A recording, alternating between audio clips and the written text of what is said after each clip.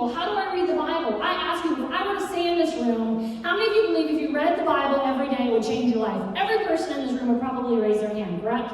And then if I said, how many of you actually read the Bible every day? Probably about half the hands, if we're lucky, would go down, probably maybe more. And then if I were to ask, if you knew that it was going to change your life for the better, why are we reading it? Top 2 answers. Survey says, I don't know what to read, and I don't understand it when I read it.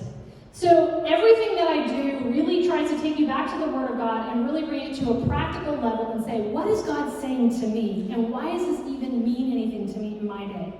What does this mean when I'm dealing with my kids? What does this mean when I'm dealing with my mother-in-law? What does this mean when I'm dealing with my spouse? What does this mean when I'm in the workplace? How is this relevant to my life? Because if we can have all the information about who God is, but I don't know how to translate it into my life, if it doesn't turn into character in my own life, then what good is it?